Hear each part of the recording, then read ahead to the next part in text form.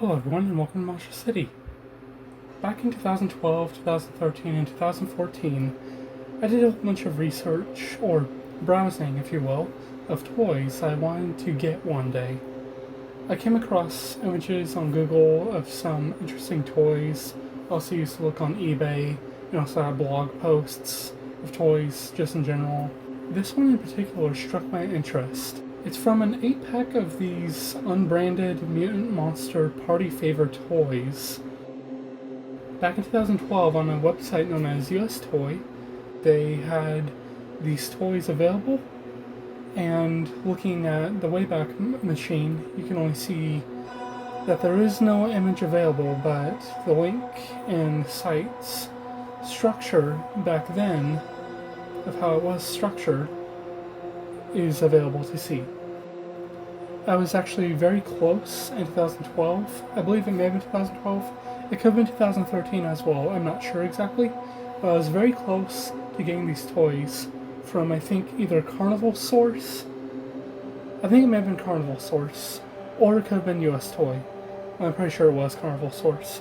However, they costed around, I think, $18 in total, with the list price being at around $8 and the shipping at $10. I was very upset that day because I really wanted them. Maybe even the same exact year of 2012.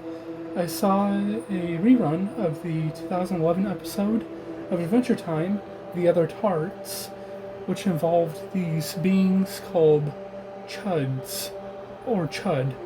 CHUD, which is an acronym for Cannibalistic Humanoid Underground Dwellers. I don't have the drawing, but I made one where there was a variety of my own CHUD, but heavily inspired by Man Lizard. They of course had frog-like tongues to grab unsuspecting humans.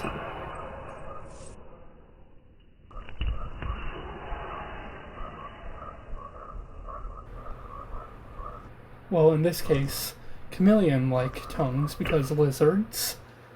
Another influence may have been from the frog character named Wick from the game Wick and the Fable of Souls. When I was 7, I had a lot of fun playing this game. However, it was only for 2 days since it was a free trial from Wild Tangent Games. So now 2021 of September comes around, and during 2021, especially during the summer, I had a lot of ambitions to get some articulated action figures made with rubbery skins over plastic armatures. So the Man Lizard was a contender for that. I found an eBay post, which I took several screenshots of for reference footage. Now, a little bit over 4 years later, in 2025, I finally start making Man Lizard.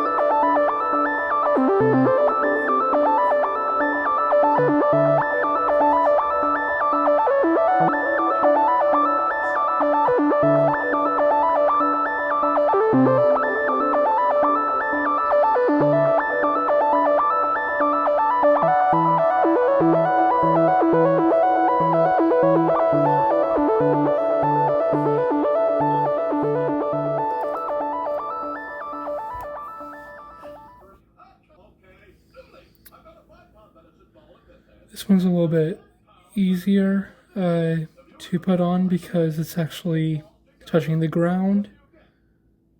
And I think I should have probably done that initially in the first place, but You live and learn.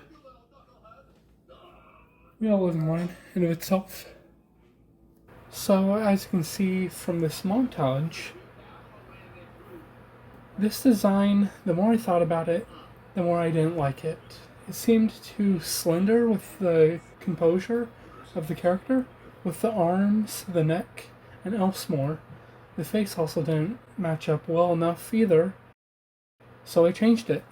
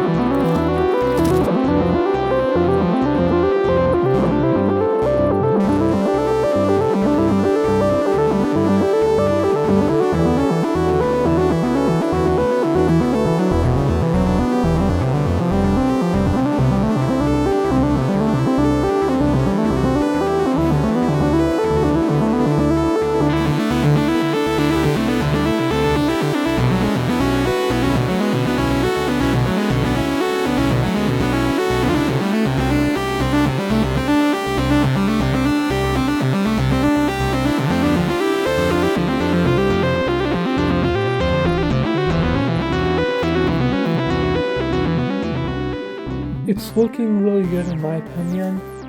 As you can see, this character will not be exact in terms of appearance. I think the main reason it won't be is because the head is more square shaped. However, at different angles it looks like a upside down teardrop. Such as this. It looks kind of like a upside down teardrop, a head shape. To where everything is very bulbous at the top of the head, and at the bottom it gets way more narrow. However, it looks a little bit more stout with this angle as well. So there is quite a few details that do change depending on how this character is seen. Definitely depending on which angle it is at. When you zoom in, that does help a little bit in order to make the character look a little bit more pronounced in terms of how the character looks. The details I had the most trouble seeing of Man Lizard were the eyes. For 13 years, I always thought the monster had pearl-like eyes with no details on them, just kind of smooth eyes. However, when looking at other images of these monsters, it's not the case. The eyes have veins and pupils sculpted on.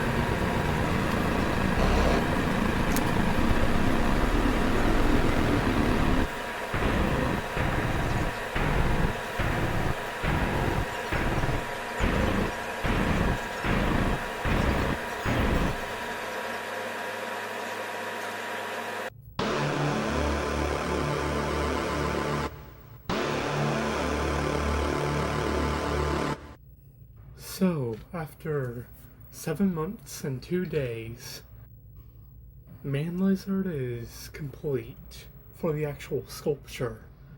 What I plan to do next is make this character into a mold using something called composite mold, in which composite mold may make this sculpture useless.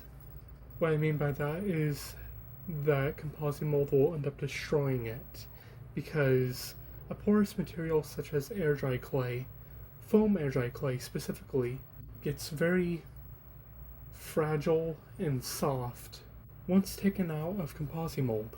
I'm not sure what the science is behind it, but it may have to do with composite mold being made of components of gelatin or glycerine, or maybe even a mix between both of those compounds.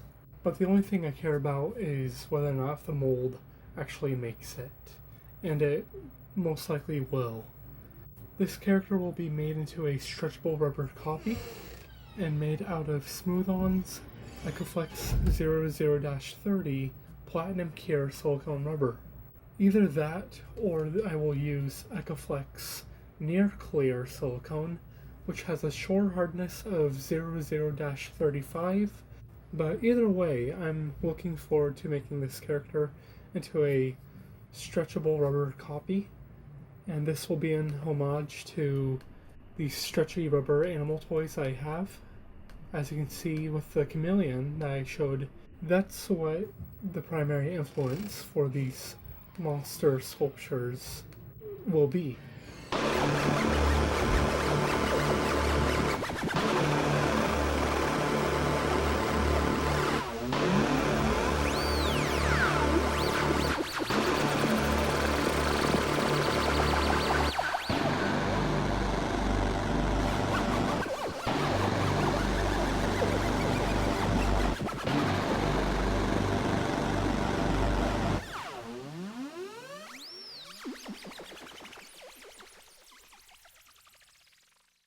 So, that about wraps up this video, and thank you for watching, and I shall see you all in the next video.